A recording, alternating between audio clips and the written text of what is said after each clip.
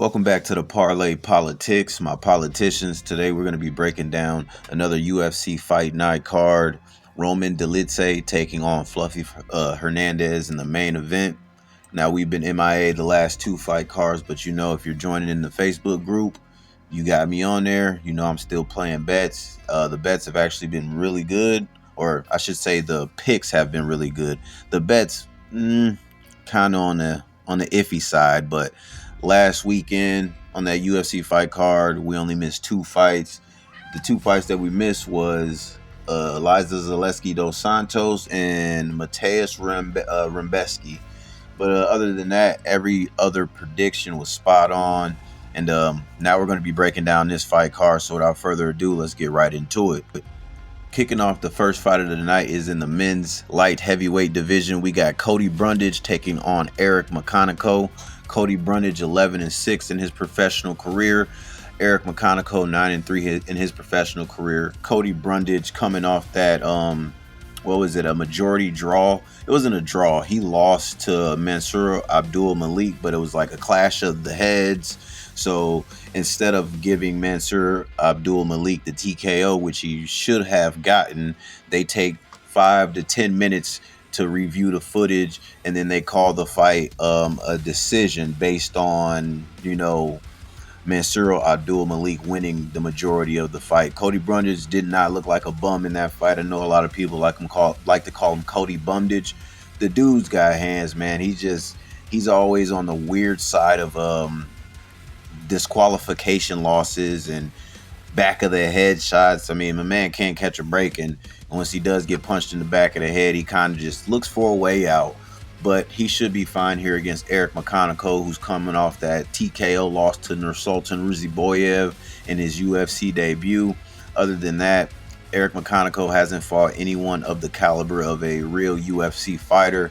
So the pick here is going to be Cody Brundage. I think he's just leagues above Eric McConaughey. Not saying Cody Brundage is, future champion by any stretch of the imagination, but this is an easy winnable fight for Cody Brundage. Eric McConaughey, I'm not saying that he's bad, but he's just not UFC caliber. At least Cody Brundage has wins in the UFC right now. So I'm confidently picking Cody Brundage in this fight. I think he'll beat Eric McConaughey anywhere the fight goes. So let's go to the next fight. The next fight on the card is in the women's flyweight division. We got Gabriela Fernandez taking on Juliana Stoliarenko. Gabriela Fernandez 10-3 in her professional career. Juliaja, I think she's like Lithuanian or something. So anyway, Juliana Stoliarenko 11-8 in her professional career. Gabby Fernandez coming off back-to-back victories, one over Carly Judice, split decision in the submission win over Kong Wang, and that Carly Judice win is aging really well because Carly Judice is a fucking savage. Carly Judice is a cold piece. I fuck with her. But taking on Juliana Stoliarenko. She's coming off that loss to Luana Carolina via TKO over a year ago. Win before that, or the fight before that, beats Molly McCann. Fight before that, loses to Chelsea Chandler. I've said enough. Gabriela Fernandez should win this fight anywhere it goes. Juliana Stoliarenko, her main thing is her jiu-jitsu. She's got a good ground game. Gabriela Fernandez, being the Brazilian young woman that she is, she's got the Brazilian jiu-jitsu in her back pocket as well. So she's not going to be able to, Juliana Stoliarenko is not going to be able to just have her way with Gabriela Fernandez. Let's just put it that way. And Gabriela Fernandez is going to have a clear edge on the feet in the striking department. And I see Gabriela Fernandez winning this fight. I honestly see her winning by a TKO. Juliana Stoliarenko could submit her, but like I said, Gabriela Fernandez, she's crafty, she's Brazilian, she's got that jiu-jitsu in her back pocket, and she's got power in her hands. If you saw the fight with her and Kong Wang, she drops Kong Wang with it was either a head kick or I think it was a overhand right. I think it was an overhand right. Drops her, immediately hops on her back, chokes her out, lays her unconscious, and Kong Wang is kind of a surging prospect in the division. So Juliana Stoliarenko is not going to have anything for Gabriela Fernandez on the feet, and I don't think she'll be able to get her down to the ground. And I think Gabriela Fernandez will go ahead and win by TKO or KO. On to the next fight. Next fight on the card is in the men's welterweight division. We got Euros Medic taking on Gilbert Urbina. Euros Medic 10-3 in his professional career. Gilbert Urbina 7-3 in his professional career. Both coming off losses. Punahele Soriano TKOs Euros Medic in his last fight, and Charles Radke TKOs Gilbert Urbina in his last fight. Gilbert Urbina can dig deep. He's got dog in him, but he's been knocked out before. He's wilted underneath those heavy shots. Got subbed by Brian Battle before. Brian Battle's pretty good though, so we're not gonna sit here and make it seem like Brian Battle's not. This is a fight that I'm staying away from. Dead ass. You're not gonna catch either one of these fighters on any of my betting slips, because Euros Medic, he is crafty on the feet.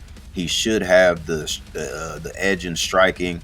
More versatile. Gilbert Urbina, he's probably going to be slightly taller. Reach advantage for him as well. Like Gilbert Urbina, he can scrap. If you watch the season of him on The Ultimate Fighter, you were thinking like, damn, Gilbert Urbina is fucking cold. He's good. And then he gets into the UFC, and it's just loses his debut to Brian Battle, wins over Ryan Kosei, and then loses to Charles Radke. So, it's kind of hit and miss with Gilbert Urbina. And it's kind of the same thing with Euros Medic. I mean, at least Euros Medic had a nice little win streak before he started taking losses. Losing to Miktabek Orobai, that's not something to frown upon. Miktabek Orobai is a fucking dog. And then losing to Punahele Soriano, it's not a bad look either, because we see Punahele Soriano is making a huge, wave in the welterweight division. He's looking good in all of his fights. So if I had to pick, gun to my head, who I'm picking, I would side slightly with Euros Medic, but Gilbert Urbina can win this fight. So yeah, the pick will be Euros Medic, but not a fight that I'm willing to bet. They're just too iffy for me. So we'll move on to the next one. Next fight on the card is in the women's bantamweight division. We got Jocelyn Edwards taking on Priscilla Cachoeira. Jocelyn Edwards 15-6 in her professional career. Priscilla Cachoeira 13-6 in her professional career. Jocelyn Edwards coming off back-to-back victories over Tamaris Vidal via submission, and then she TKO'd Chelsea Chandler not too long ago. Priscilla Cachoeira, she's coming off that win over Josiane Nunes, lost to Jasmine Jazz the Vicious, lost to Miranda Maverick, beats Ariana Lipsky almost 3 years ago. And yeah. So Jocelyn Edwards, she's going to have the clear edge and physicality. She's going to be the much better grappler. Priscilla Cachoeira, she's like a fish out of water if you get her down to the ground. The only thing that she has on her side is she's got some decent power, but she's not just fucking laying waste to people like everybody wants to expect. I mean, it is what it is. Taking on Jocelyn Edwards. Jocelyn Edwards looked good in her last fight. Knocks out Chelsea Chandler's big ass. Makes it look easy. I think she could do the same here to Priscilla Cachoeira. I don't think she'll get the knockout, but I do think that she'll get the finish. I think that she could submit Priscilla Cachoeira when she gets her down to the ground if it goes down there. And if it doesn't, I see Jocelyn Edwards having a slight advantage in technicality on the feet as well. So the pick is Jocelyn Edwards. She should be able to get it done over Priscilla Cachoeira. A lot of favorites on this card should win this Saturday. A lot of favorites. It's going to be a favorite heavy card. I mean, the past two cards we've seen, one card, not the last fight card, but the fight card before that, they had like 8 underdogs win. And the fight card right after that being last week, there was, it might not have been the one last week. Either way, there was 2 recent UFC, fight nights, pay-per-views, whatever the fuck they were, and underdogs came through biting, barking, and tearing shit off. So yeah, Priscilla Cachoeira ain't gonna be the underdog winning this one. So Jocelyn Edwards is the pick. Let's move on to the next one. Next fight on the card is in the men's bantamweight division. We got Elijah Smith taking on Toshiyami Kazama. Elijah Smith 8-1 in his professional career. Toshiyami Kazama 11-4 in his professional career. Elijah Smith on a nice hefty win streak right now. He's on, I believe, a 7-fight win streak. Yeah, last fight beats Vince Morales by unanimous decision. Beats Aaron Tal on Dana White's Contender Series by decision. Beats he beat Vince Morales by decision. I hope I didn't say submission. But yeah, he's got knockouts on his resume too. He's got some. He can go the distance. His cardio's good. Looks good. Toshiomi Kazama though, wild. You know what I'm saying? Wild swinger, likes to go out there and get into brawls, and he pays for it very often. He's been knocked out over 3 times in his professional career already. He's coming off that that win over Chorolopoulos Grigoriou. I hate pronouncing dude's name. He beat him by triangle choke. It is what it is. Nothing to write home about. Elijah Smith should be okay in this fight. He should win this fight.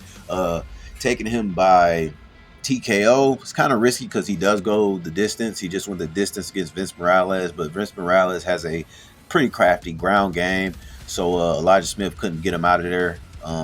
Couldn't get Aaron Tal out of there either. Aaron Tal, he went to the unanimous decision with on the Contender Series.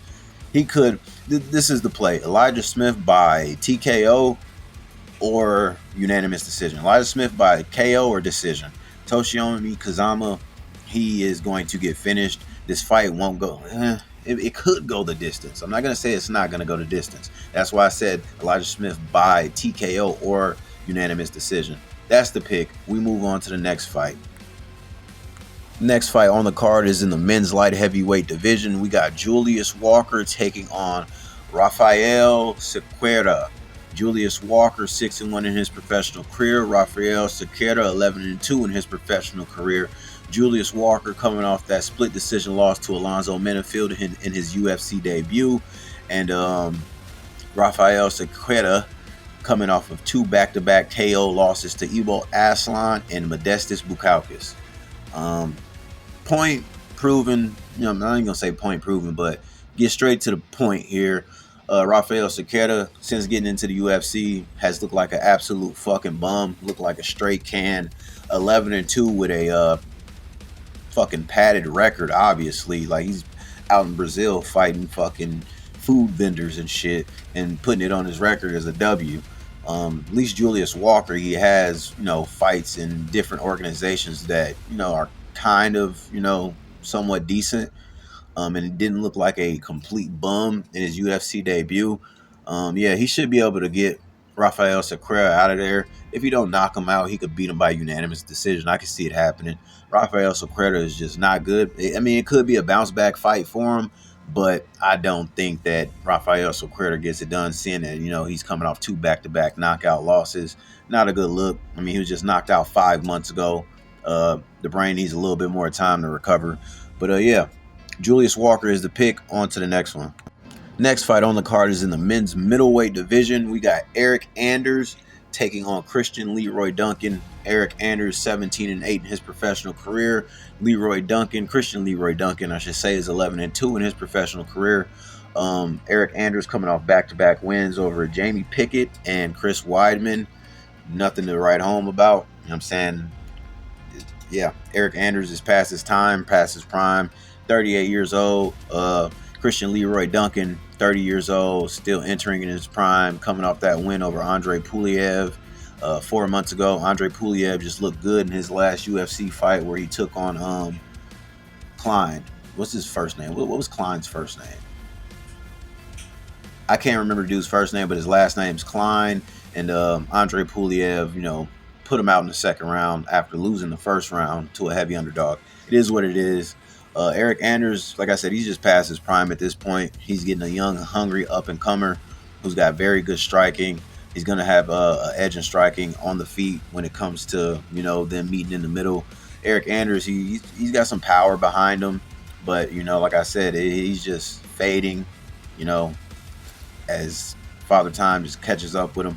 He's got a pretty big-ass neck, so Christian Leroy Duncan could potentially finish him.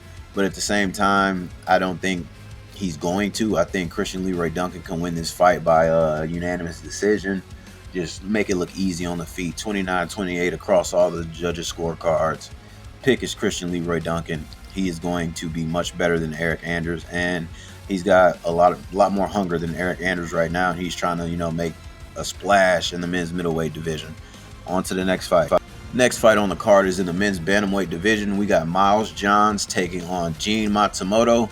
Miles Johns 15-3 in his professional career. Gene Matsumoto 16-1 in his professional career. Both fighters coming off a loss. Miles John loses a unanimous decision to Jungle Boy Felipe Lima, who sold us a couple of fight cards ago. We ain't going to talk about it. Peyton Talbot looked good in this fight, so credit to Peyton Talbot. That should have just been a fight that we didn't even bet on because, you know, Peyton Talbot is a crafty prospect, and we just thought because he got ragdolled by Hani Barcelos that, you know, Felipe Lima was going to be able to do the same thing, and Peyton Talbot said, nah, not today. Not today. I worked on some shit, and I'm looking like an elite grappler now. Shit was crazy. But anyway, Miles Johns coming off that loss to Jungle Boy. Gene Matsumoto coming off that robbery loss to Rob Font, which Gene Matsumoto clearly fucking won. And, you know, they fucked up my parlay with that. I got robbed. There's been too many fight cards where I bet my most confident picks, and it's usually 5 or 6 picks, and multiple fight cards, they're all losing by 1, and 9 times out of 10 it's a robbery fucking decision. Just like Francisco Prado when he took on Nikolai Veretennikov a few fight cards ago. Francisco Prado clearly won that fucking fight, but they scored it for Nikolai Veretennikov and beat me out of my money. All I needed was Francisco Prado to get that nod, which he should have. It's an utter disgrace. UFC do better. Start checking out these fucking judges and these athletic commissions and hire the right people to get the fucking job done, because these bum ass motherfuckers are just fucking up people's paper out here, man. Anyway, Miles Johns versus Gene Matsumoto. I think Gene Matsumoto is going to be able to beat Miles Johns. He's hungrier than Miles Johns right now. He's looking better than Miles Johns right now. Miles Johns is not a bum by any means. Miles Johns is good, but he hasn't been looking like the, you know, vintage Miles John that we first seen.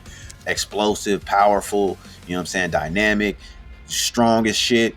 He hasn't been looking like that, and Gene Matsumoto has been. So I'm going to go ahead and side with Gene Matsumoto here. I think he'll be able to beat Miles John by a unanimous decision, or it could be a split decision, but I think Gene Matsumoto should be able to win this fight. Miles Johns he could win a round, but I think Gene Matsumoto gets it done. On to the next one. Next fight on the card is in the men's featherweight division. We got Andre Fili taking on Christian Rodriguez. Andre Fili 24-12 in his professional career.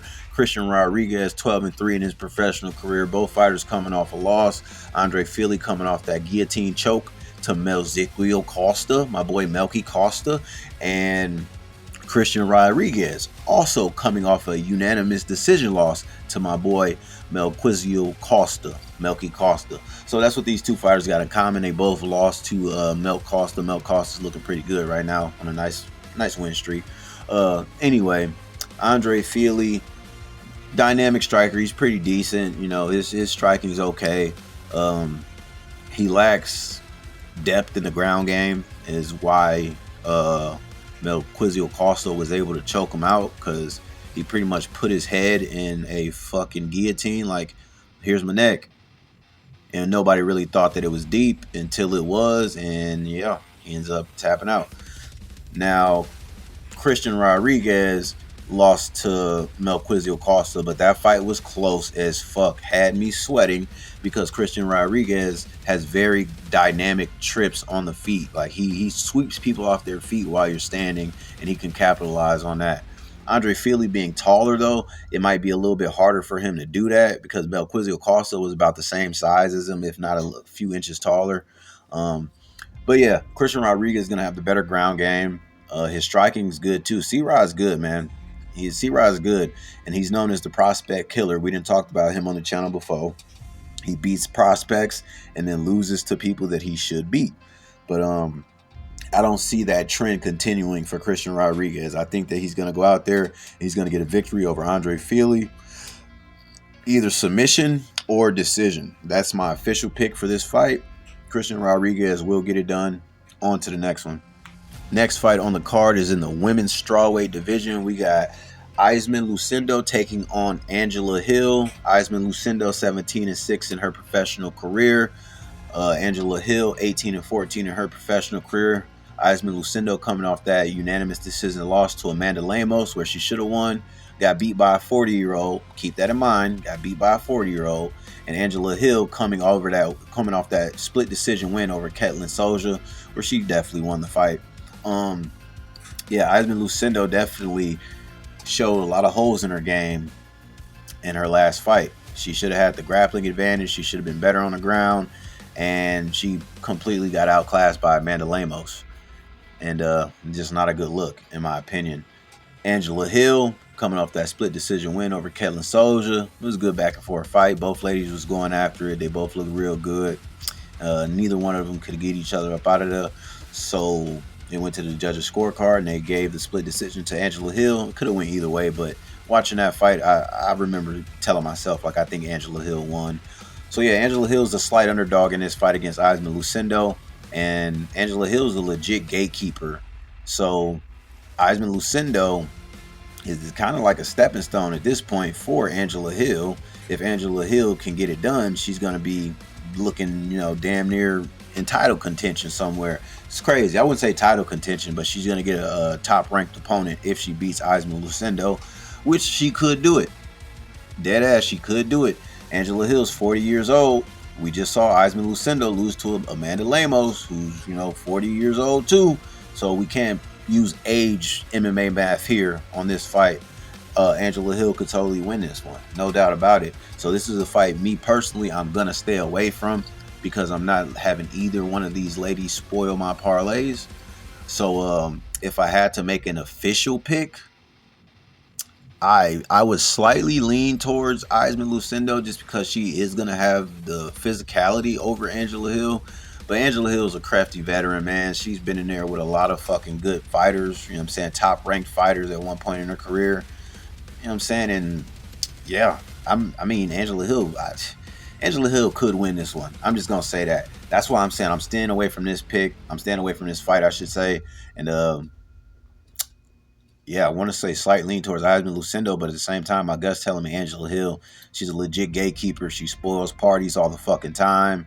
And yeah, she's got a win over Denise Gomes, win over Luana Pinheiro, win over Ketlin Souza. Yeah, I think Angela Hill can get it done, man. I think Angela Hill can get it done.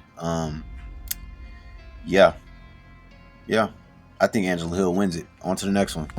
Next fight on the card is in the men's bantamweight division. We got Steve Erceg taking on Ode Osborne. Steve Erceg on a 3-fight skid, man. A 3-fight skid, losing to Alexander Pantoja in a title fight, which, he looked good in that fight. And after that fight, he gets matched up with Kai Kara France, and everybody thought that he was just going to run through Kai Kara France because of the battle that he went through with Pantoja, and Kai Kara France knocks him out. Yeah. Thank you, Steve Erceg, for blowing that parlay up that day. I appreciate you, my brother. I appreciate you a lot. And then he gets booked against Brandon Moreno, loses a unanimous decision to Brandon Moreno. Brandon Moreno looked really good that fight, dropped Steve Erceg a couple of times. Steve Erceg was just a step behind every time. He has significant moments too, but Brandon Moreno is just a fucking workhorse. He's a savage. I fuck with Brandon Moreno. Seems like such a humble dude as well too, so I wish him nothing but the best. Ode Osborne, he's coming off that W. He took a W over Luis Gurul and Luis Gurul's UFC debut. When everybody wrote off Ode Osborne, he showed them that you shouldn't write him off because he lost the first round, came back in the second round, and knocks out Luis Gurul. Left hook, and then follows up with some vicious ground and pound. Yeah, bad night. Because I picked Luis Gurul that night. Anyway, but the fight before that, Ode Osborne was on a 3-fight skid. Well, we could say a 2-fight skid because he really beat Ronaldo Rodriguez at UFC Noche, and they just kind of fucked him over. Lost to Rafael Filo, just got submitted, and lost to Asu Amabaya via another submission. Split decision win over Charles Johnson. That's aging real well. Charles Johnson looking like a fucking menace in the UFC, looking like a real savage. This is another fight where the underdog could win. Me personally, I'm not betting on this fight because Steve Erceg has literally blew me my parlays.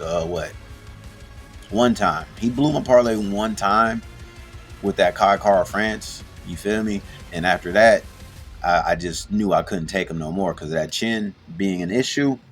Crazy work. Yeah, Ode Osborne could knock him out here. Dead ass. Ode Osborne could knock Steve Urseg's chin off.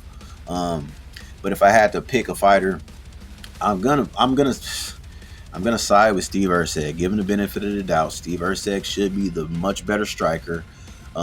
He should be the much better wrestler / grappler. That's where Ode Osborne really struggles with good grapplers, people who can get him down to the ground and submit him.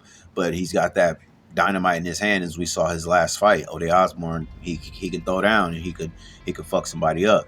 So you got to be weary that if you are betting on this fight. So slight lean towards Steve Urseg. I think that he could submit Ode Osborne. But again, like I said, a fight that I'm staying away from. On to the next one. Next fight on the card is in the men's middleweight division. We got Roman Dolidze taking on Anthony Hernandez, my boy Fluffy. All right, Roman Dolidze, 15-3 in his professional career. Fluffy Hernandez, 14-2 in his professional career. Roman Dolidze coming off that win over Marvin Vettori, coming off that win over Kevin Holland, and coming off that win over Anthony Smith.